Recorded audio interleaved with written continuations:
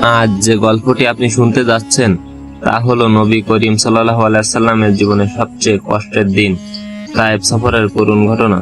চোখে পানি আসবে, অন্তর কাঁপবে।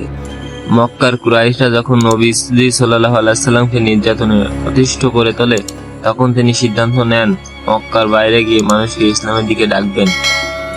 তার দুনিয়ার একমাত্র আশ্রয়দাতা ছিলেন চাচা আবু তালিব এবং স্ত্রী খাদিজা রাদিয়াল্লাহু আনহু, কিন্তু দুজনেই ইন্তেকাল করলেন। এই বছরটিকে ডাকা হয় আমুল হুসুন বা দুঃখের বছর। সাহস নিয়ে নবীজি সাল্লাল্লাহু আলাইহি সাল্লাম বেরিয়ে পড়লেন তায়েফ শহরের উদ্দেশ্যে। সঙ্গে ছিলেন যায়েদ ইবনে হারিসা।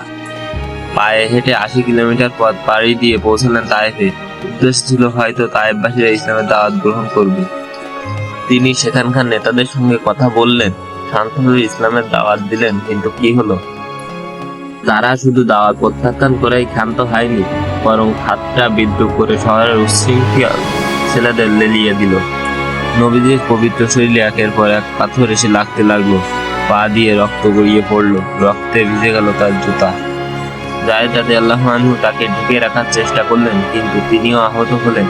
অবশেষে একটি বাগানে গিয়ে নবীজি আশ্রয় নিলেন, ক্লান্ত, রক্তাক্ত, দুঃখ ভারাক্রান্ত। এই অবস্থায় নবীজি সেজদায় গিয়ে আকাশের দিকে মুখ তুলে এক অভূতপূর্ব দোয়া করলেন, হে আল্লাহ, আমি তোমার কাছেই অভিযোগ করছি আমার দুর্বলতার, আমার অসহায়ত্বের।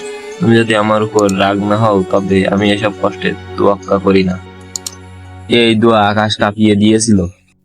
ঠিক তখনই আল্লাহ তাআলা জিবরাইল আলাইহিস সালামকে পাঠালেন। তিনি বললেন, ইচ্ছা করলে আমি এই দুই পাহাড়ের মাঝে পুরো তায়েফ শহরকে চেপে ধ্বংস করে দেব। কিন্তু কি বললেন নবীজি? না, আমি চাই না তাদের ধ্বংস হোক। আমি আশা করি তাদের পরবর্তী প্রজন্ম আল্লাহর ইবাদত করবে। এই হলো আমাদের প্রিয় নবী, করুণার আধার, ক্ষমার উৎস। প্রিয় দর্শক, এই ছিল নবীজির জীবনের সবচেয়ে কষ্টের দিন, কিন্তু সেই দিনও তিনি কাউকে অভিশাপ দেননি, বরং দয়া করেছেন। আমরা যদি সত্যিই তার উম্মত হই, তাহলে আমাদেরও উচিত ক্ষমা, ধৈর্য আর দাওয়াতের পথে থাকা।